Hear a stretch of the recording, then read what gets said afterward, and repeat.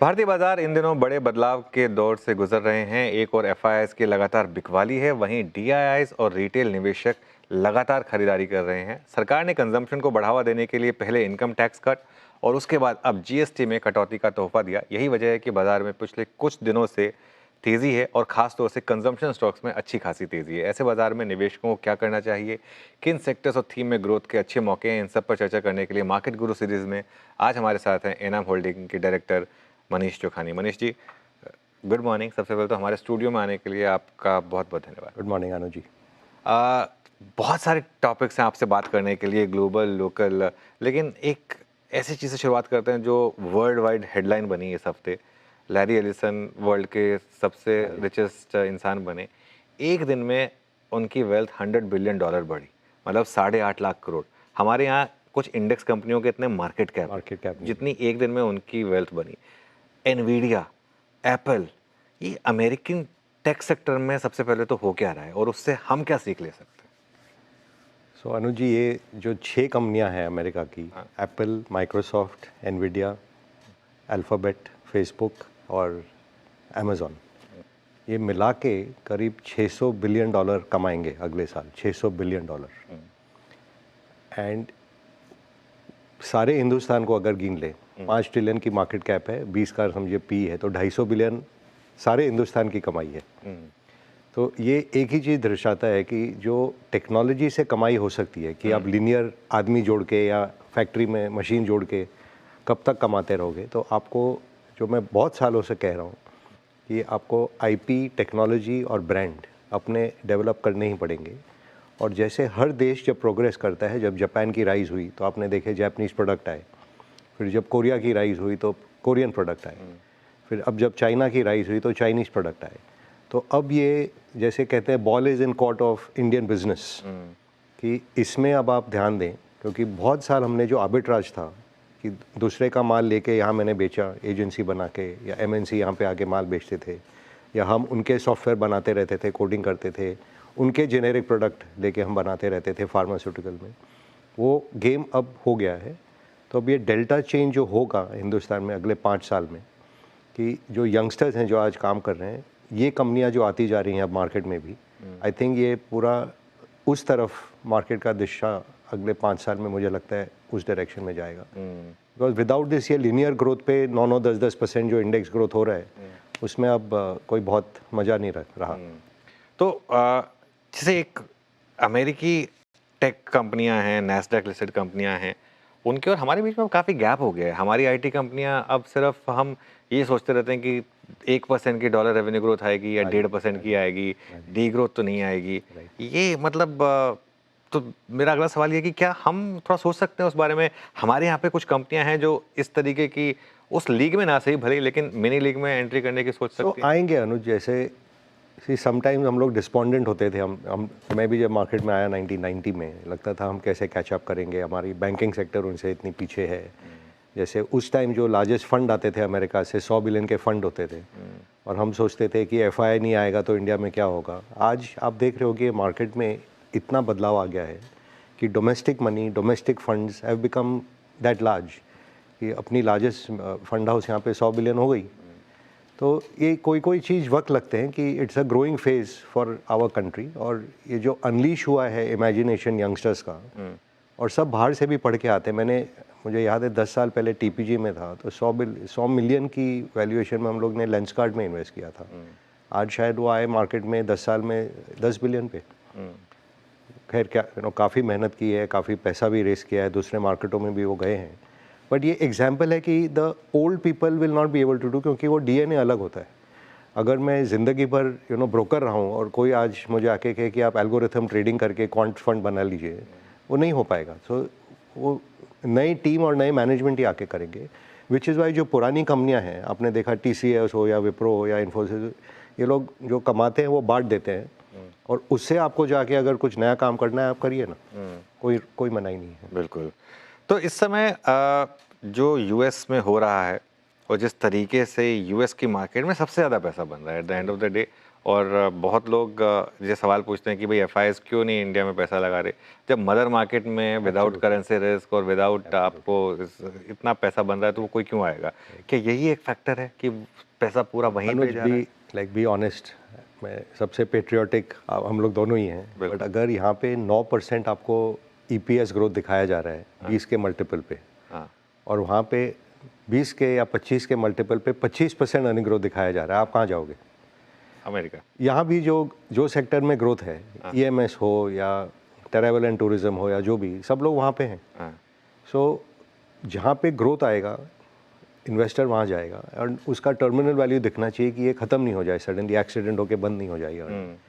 सो ये खाली limited to US market नहीं है। आपने देखा होगा पिछले सालों में जो भी स्ट्रैटेजिक इन्वेस्टर थे, हम लोग सोचते थे कि हम जब शेयर लेंगे तो हो सकता है कोई दिन आके कोई बड़ा बायर इसको पूरी कंपनी को टेक ओवर कर ले। आज रिवर्स हो रहा है कि जनरल इलेक्ट्रिक या वर्लपूल आके अपने पूरी की पूरी कंपनी बेच रहे हैं हिंदुस्तान में। हम लोग भी जैसे भारतीय telecom is doing very very well, अब सिंगापुर टेलीकॉम उसका जो मालिक है वो आके शेयर बेच रहा है। सुनील जी खुद जाके ब्रिटिश टेलीकॉम को टेक ओवर कर चुके हैं, तो वो भी यहाँ पे शेयर बेच रहे हैं, और पर हम लोग यहाँ पे खरीदते जा रहे हैं। कोरिया से आप देख रहे हैं कि उनके मार्केट में मल्टीपल नहीं मिलता है, तो उनकी ऑटो कंपनी आके यहाँ पे अब इलेक्ट्रॉनिक्स कंपनी शायद आ जाए उनकी। तो जो स्ट्रैटेजिक इन्वेस्टर है वो बेच रहे हैं। अब जो प्राइवेट इक्विटी है उनको बेस्ट एग्जिट मिल रहा है इंडिया में। तो इसमें बचा कौन की, मैं कभी इंडियन प्रमोटर, खैर उनकी भी होल्डिंग आपने देखी होगी 5-6% कम हो गई है, क्योंकि मार्केट खैर 10-15 सालों में डेफिनेटली बढ़ेगा, बट ये जो फेज़ है कि एवरीथिंग इज़ ऑप्टिमिस्टिक, हर मल्टीपल ऊंचा है, cyclically it is a time where lot of what I call smart money has been encashing. बिल्कुल बिल्कुल। और इसमें एक जो मेन बचे थे वॉज गवर्नमेंट ऑफ इंडिया। हम सोचते थे कि ये क्यों नहीं बेच रहे हैं, प्राइवेटाइजेशन क्यों नहीं कर रहे हैं। वो भी फाइनेंस मिनिस्टर ने अब अंदेशा दे दिया है कि जीएसटी और आईटी और कॉर्पोरेट टैक्स कट के बाद अब revenue mobilisation will happen through privatisation, and उसमें they may not do the strategic sectors which they should not.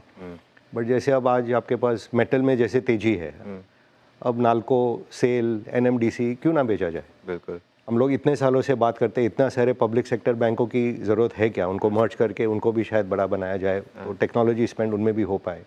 तो ये, बट ये क्या ग्रोइंग पीरियड है इकोनॉमी की, हम ऐसे देखते हैं। हम तो यहीं हैं, 20 साल और यहीं इन्वेस्ट करना है, 20 साल में यहाँ से और 10 गुना होगा मार्केट। तो कभी कभी फेज़ होते हैं कि मार्केट एक्सपेंसिव रहेगा, होपफुली साइडवेज जाए थोड़ा, और थोड़े बहुत जो साइड मार्केट में पैसे बनते हैं उसको बनाते रहें। नहीं, बिल्कुल, ये जो बात आपने कही मैं इससे एकदम सहमत हूँ। और इसमें आपने अगर नोटिस किया हो, एक समय आया था जब वर्लपूल के प्रमोटर सीएनबीसी हमारे ग्लोबल चैनल पे गए थे। उन्होंने कहा था कि हम बेच रहे हैं क्योंकि इंडिया बहुत, हमारी जो इंडियन एंटिटी है वो बहुत महंगी हो गई है। और जिस रेट पे उन्होंने बेचा वो स्टॉक वहाँ से डबल हो गया। तो यहाँ इन्वेस्टर ने कहा नहीं, आपको नहीं पता आपकी कंपनी की वैल्यू, हम ज़्यादा आपको बताएंगे। लेकिन वो चेंज हुआ है पिछले 6 महीने में, थोड़ा सा अब एटलीस्ट एक सैंक्टिटी आ रही है। ब्लॉक डील के बाद स्टॉक नहीं चलते हैं, थोड़ा सा कंसोलिडेट करते हैं। पहले तो जहाँ ब्लॉक में प्रमोटर या पी बेचता था वहाँ से स्टॉक 20% भागता था। जहाँ लिक्विडिटी मिलती है वहाँ तेजी होती है। It's like that. तो मेरे गुरु थे जो, well he still there, Marc Faber, very legendary Swiss investor. वो कहते थे beginning of the bull market में the promoter has the vision and the investor has the money. By the end of the bull market, the promoter has taken the money and the investor has the vision. So जो आप कह रहे हैं is actually reflecting that. But ऐसा भी नहीं है कि ये बबल हो गया ये मार्केट। मेरा ये मानना भी है कि India is the last big growth market in the world. तो ऐसा भी नहीं है कि आज जो भाव हैं वो कभी आगे में दिखेंगे नहीं, बट डेफिनेटली 1-2 साल अगर ये मार्केट थोड़ा sideways already has gone last year, थोड़ा और एक बार इसको डाइजेस्ट करके अर्निंग ग्रोथ जब आए उसके बाद चढ़ना चालू हो, तब it is better for the long term health of the market. अच्छा, एक और चीज़ इस महीने हुई, जो DII की बाइंग ऑलरेडी, अभी तो सितंबर ख़त्म भी नहीं हुआ है, ऑलरेडी रिकॉर्ड हाई पे पहुंच चुकी है। और FII की जो होल्डिंग है वो 2012 के बाद के सबसे कम लेवल पर है। तो इसको आप कैसे देख रहे हैं? एक तरफ तो हम अब ऑब्वियसली FI फ्लोज पर, जो मार्केट एक समय पे 20% गिर जाता था, एटलीस्ट उससे हम बाहर आ गए, लेकिन एट द सेम टाइम क्या हमें वो वापस FI फ्लोज मिलेंगे? और दूसरा ये जो DII और जो डोमेस्टिक बाइंग है, क्या यही अब बस मार्केट को पावर ऑन करेगी यहाँ से भी? So I mean nobody has the answer, that is only God can tell you. But see, एक चीज़ है डेफिनेटली कि आज जो इंडियन इन्वेस्टर है, हम लोग 25-30 साल से जो कहते थे कि allocation to equity is very low, कि आप बैंक में 5% पे पैसा रख के आप अमीर नहीं होंगे, और 27-28 साल की एवरेज एज है हिंदुस्तान में, तो थोड़ा रिस्क कैपिटल डालना ही चाहिए। And you have ability to absorb, specially कि लॉन्ग टर्म ट्रेंड अगर ऊपर है देश का एंड बिजनेसेस का, एंड बिजनेस के रिटर्न 15% रफली आते हैं, तो अगर आपने एक साइकिल में शायद गलत भी खरीद लिया, अगर आप पूरे अगले साइकिल तक उस पीरियड तक वेट कर पाओ तो वो 15% तो आपको मिल जाएगा।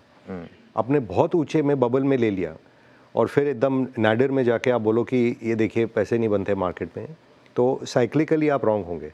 अब आज का जो वातावरण है वो ऐसा तो है नहीं कि पेसिमिज्म है, ऑप्टिमिस्टिक मार्केट है। अब बीच में हो सकता है कभी पेसिमिज्म आए, कोई डाउनटर्न आए, उस टाइम अगर आप डर के आप निकल गए मार्केट से तो आपको लगेगा मेरा नुकसान हो गया। बट यही साइकिल नीचे जाके जब वापस ऊपर आता है, लेट्स से 4 साल 5 साल का जो साइकिल चलता है, उस पर आप अगर वापस होल्ड कर लीजिए तो आपका 15% बन जाएगा। In between you might see hiccups over here और यू मे सी पीरियड की कोई रिटर्न नहीं बन रहा है। सो वो दृश्य से अगर देखें तो इज़ बेटर कि Indians have started taking ownership. क्योंकि अगर मैं 20 साल की बात करूं, जो कि यंग इंडियन आज 27 से, he will come to your age by then 45-47, it is your golden period to make money. बिल्कुल।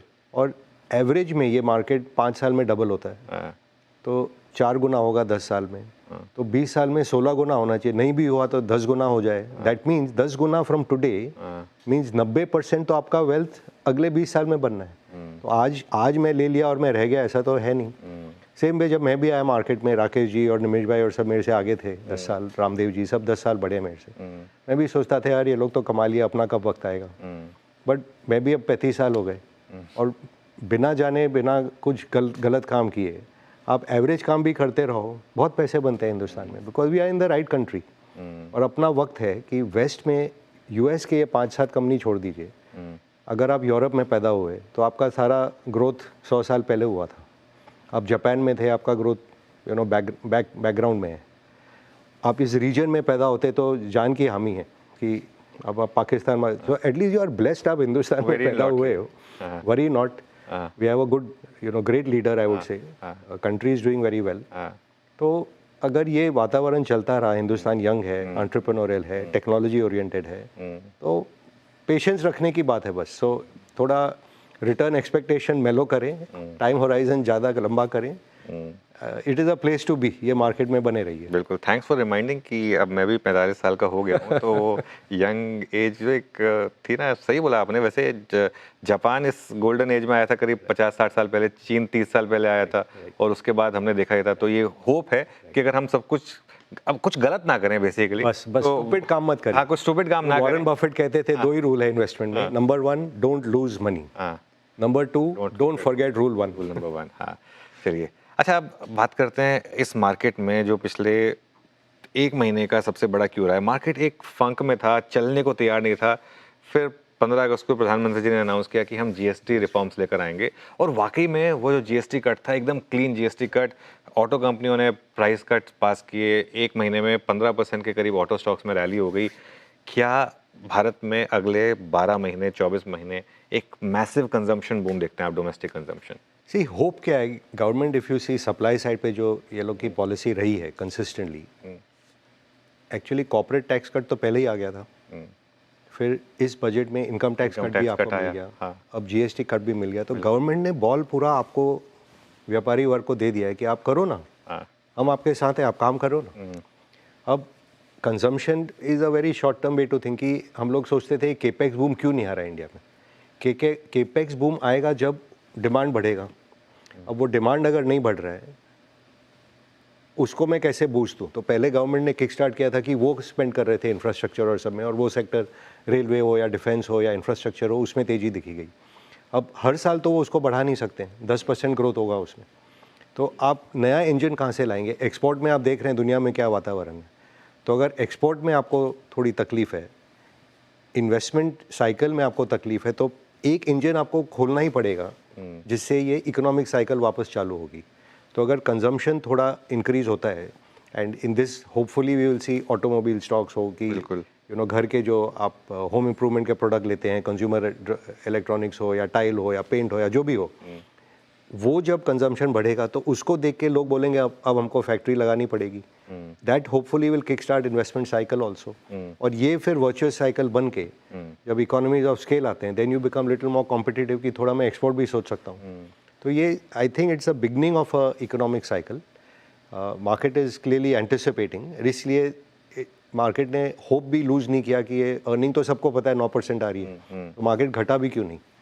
तो ये वेट कर रहे हैं कि ये थोड़ा बहुत आ जाए, और इसमें आपको दो साइन फाइनली दिखेंगे, Larsen and Toubro which is the leader in capex, and this side you will see in banking, because अगर क्रेडिट साइकिल रिवाइव नहीं हुआ दैट मीन्स एक्सपेंडिचर नहीं हो रहा है।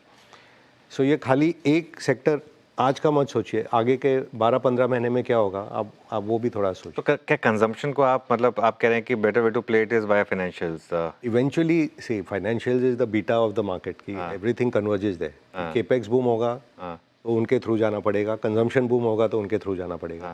लाइक आज जैसे बजाज फाइनेंस है वो 20 के मल्टीपल पे स्टॉक है, it's a consumer lending business largely. बिल्कुल। In the context of this market, it's not an expensive stock, and I'm not recommending. I'm giving as an example. बिल्कुल। हाँ। आपके जो PSU बैंक है, SBI 10 के multiple पे है, बाकी तो सब 5 पे हैं। फाइनेंस मिनिस्टर हो सकता है दो चार में बोले मैं मर्ज कर दूं, उसमें भी अच्छा दे। Books have all increased and cleaned over the last few years. बिल्कुल। तो ऐसा नहीं है कि पूरा मार्केट एक्सपेंसिव है। I am just giving you illustrative कि I also gave certain figures कि अगले साल 2027 में आई थिंक मार्केट एक बार उठेगा जब वो देखेगा कि रिलायंस का प्रॉफिट होपफुली SBI पार कर जाए। फर्स्ट टाइम देखने मिलेगा कि at some scale someone is able to touch Reliance. Reliance will also be cutting and splitting out Jio and other things, but more interesting TCS का प्रॉफिट को ICICI क्रॉस कर जाएगा, इन्फोसिस के प्रॉफिट को एक्सिस बैंक क्रॉस कर जाएगा। ये सब होगा आपके साथ? ये अगले साल, माने जो भी एनालिस्ट के फॉरकास्ट है, मेरे फॉरकास्ट नहीं है, तो बिकॉज जो ट्रेंड लाइन है ये लोग 10-12% ग्रो कर रहे हैं और वो सेक्टर से 5% चल रहा है, and they have come neck to neck and now it has time to cross over. तो and again absolute size of money doesn't mean anything unless you can keep compounding, but ये जो character of market change हो रहा है वो under the surface ये चालू है। बिल्कुल। मैं आपने मुझे एक इंटरेस्टिंग शीट भेजी थी जो पैट ग्रोथ की, उसमें मुझे दो जो नाम सबसे ज़्यादा स्ट्राइकिंग लगे, टिस्को यानी टाटा स्टील और JSW स्टील। आई थिंक वो that is between 25 and 27। Steel में both will have spectacular jump in the coming year, compared to where they were. That is mathematical, nothing. मैं इस पे इसलिए भी आना चाहता था क्योंकि अब ये जो ट्रम्प टैरिफ का पूरा टेंट्रम रहा, सब कुछ रहा, मेटल्स में हमने डॉलर जैसे अपने आप थोड़ा सा धीरे धीरे नीचे आ रहा है, इस बीच में क्या मेटल्स एक अच्छी पॉकेट हो सकती है market? Metal anyway is a good theme. Hard assets I would broaden it out कि बिकॉज ये डॉलर डिबेसमेंट चल रहा है, वो लोग नोट छापते जा रहे हैं। अगर आप सोचिए उनका मार्केट ऑल टाइम हाई पे है, इन्फ्लेशन ऑल टाइम हाई पे है, और फेड बात कर रहा है कि मैं इंटरेस्ट रेट काटूंगा, वो कुछ अजीब व गरीब इकोनॉमिक्स चल रही है वेस्ट में, और वी आर द सफरर्स क्योंकि हम रिजर्व करेंसी समझ के हम होल्ड कर रहे हैं। इसलिए जो दुनिया है वो एकदम डॉलर को छोड़ के it has been buying gold like nobody's business. बिल्कुल। हाँ। तो पिछले 4-5 सालों में आपने जो सोने में तेज़ी देखी है, अब चांदी में भी तेज़ी हो गई है। प्लस ये AI बूम से जो AI विल नीड पावर, तो पावर में पूरा न्यूक्लियर रेनेसांस चालू हो गया है, तो यूरेनियम में एकदम तेज़ी हो गई है वापस।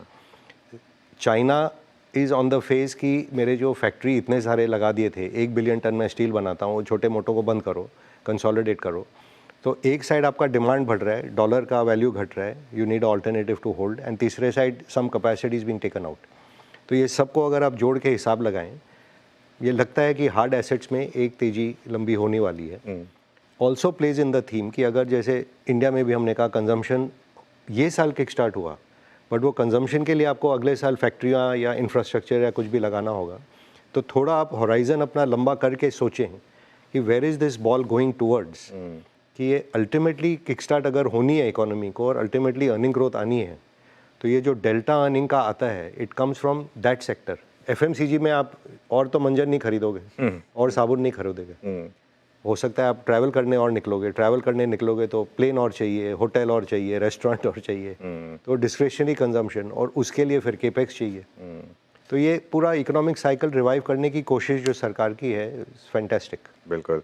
तो एक मनीष जी, फिर जो हमारे ये व्यूअर्स शो देख रहे हैं उनको आपकी क्या हिदायत होगी कि थोड़ा सा अपना पोर्टफोलियो में थोड़ा सा ग्लोबल तड़का भी जोड़ें? एलआरएस तब काफ़ी आपको मौके देता है। 100%। सो एक और ये बात है कि हम बहुत गर्व से कहते हैं कि 3 साल में हम थर्ड लार्जेस्ट इकोनॉमी हो जाएंगे दुनिया की।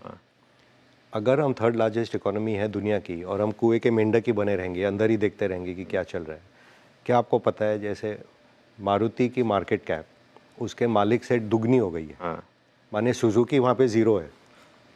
सेम वे जो यहाँ पे एक्जो नोबेल ने क्यों बेचा, हाँ, यहाँ की market cap became almost half of that company global.